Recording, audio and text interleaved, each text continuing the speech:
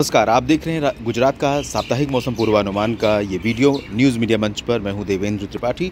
दोस्तों, आमतौर पर हम राजस्थान का जिक्र करते हैं और ये कहते हुए कि क्योंकि समुद्र से काफ़ी दूर है इसलिए यहाँ बरसात कम होती है। और राजस्थान गुजरात से ऊपर ही है और गुजरात के पास ही समुद्र रहा। यहाँ पर आप देखें, ये समुद्री रीजन है अरब सागर का, ठीक है। और यहाँ पर गुजरात की सीमा समाप्त हो रही है, यहाँ से राजस्थान की सीमा शुरू हो रही है। तो आखिर यहाँ पर क्यों नहीं होती? लेकिन वो होता क्या है कि यहाँ से जो नमी उठ कर के आती है इस तरह से, वो ज़्यादातर गुजरात के ऊपर से ही या राजस्थान के ऊपर से आगे इस तरह से निकलती रहती है लगातार, महाराष्ट्र मध्य प्रदेश होते हुए। तो ये राजस्थान के ऊपर ज़्यादा बारिश नहीं दे पाती है। राजस्थान पर ज़्यादातर बारिश होती है जब अरब सागर बंगाल की खाड़ी से नमी आती है। तो गुजरात पर आखिर क्यों नहीं होती? गुजरात से इसलिए कि जब तक गुजरात पर कोई सिस्टम नहीं बनेगा, जब तक मानसून की अक्षीय रेखा दक्षिणी राजस्थान पर नहीं पहुँचेगी, तब तक बहुत ज़्यादा बरसात गुजरात में देखने को आमतौर पर नहीं मिलती है। इस साल मानसून काफ़ी असंतुलित रहा शुरुआती समय में, लेकिन अब संतुलन साधा है। काफ़ी जगहों पर सामान्य के आसपास बरसात काफ़ी ज़िलों में गुजरात में हो चुकी है। पूर्वी रीजन में और सौराष्ट्र तथा कच्छ के क्षेत्रों में सामान्य से ऊपर पहुंच गया है बारिश का आंकड़ा। लेकिन इसके बाद भी कई जगहों पर लोग असंतुष्ट हैं और उन्हें बारिश नाकाफ़ी लग रही है। और इस सप्ताह यानी 10 अगस्त से, आज 10 अगस्त है, आज से लेकर 16 अगस्त के बीच कैसा रहेगा राज्य भर में मौसम का मिजाज, किस तरह से बारिश गुजरात में होगी, इसकी बात करते हैं।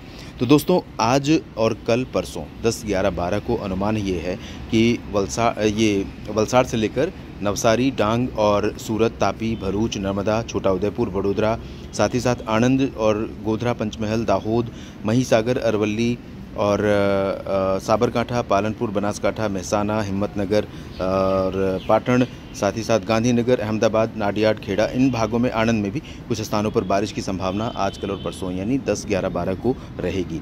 लेकिन बहुत ज़्यादा बारिश नहीं होगी, हल्की वर्षा हो सकती है।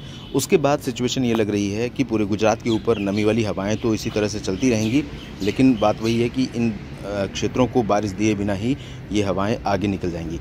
बादल कुछ ज़रूर बनेंगे, लेकिन उन बादलों से बारिश की उम्मीद बहुत कम नज़र आ रही है, चाहे हम बात कच्छ की करें या सौराष्ट्र की करें। कच्छ में भी और सौराष्ट्र में सुरेंद्रनगर, बोटाद, भावनगर, अमरेली, गिर सोमनाथ, वेरावल, पोरबंदर, देवभूमि द्वारका, जामनगर, राजकोट और मोरबी, सुरेंद्रनगर, इन भागों में और कच्छ में भी मुख्यतः शुष्क मौसम रहेगा पूरे सप्ताह के दौरान।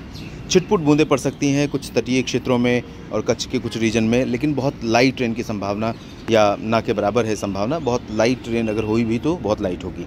और पूर्वी रीजन में 12 के बाद 13, 14 और 15 से 13 और 14, 15, 16 को यानी आखिरी जो 4 दिन होंगे उस दौरान इन भागों में भी मुख्यतः शुष्क मौसम रहेगा। हालांकि क्योंकि नमी का फ्लो रहेगा और इस नमी को रोकने की स्थितियां भी बनेंगी, इधर से जो नमी आएगी इसको रोकने की स्थिति भी बनेगी।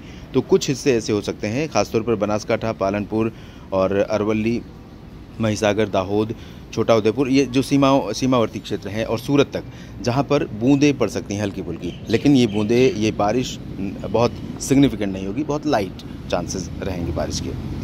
क्यों? और इसकी वजह ये भी है कि मानसून की अक्षीय रेखा अब एक सप्ताह के दौरान जा रही है उत्तर की तरफ और रहेगी वहीं पर, डेरा जमाए पंजाब से लेकर अरुणाचल और बिहार, झारखंड तथा पश्चिम बंगाल की तरफ।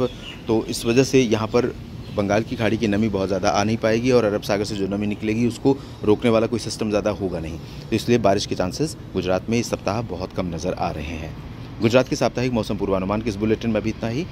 बने रहिएगा मेरे साथ न्यूज़ मीडिया मंच और मौसम तक चैनल पर। ये जानकारियाँ अगर ठीक लगें तो लाइक और शेयर कीजिएगा वीडियो को और कमेंट बॉक्स में अपनी बात भी लिखिएगा। साथ ही साथ अगर आप चैनल के सब्सक्राइबर नहीं हैं तो चैनल को ज़रूर सब्सक्राइब कर लीजिएगा। धन्यवाद।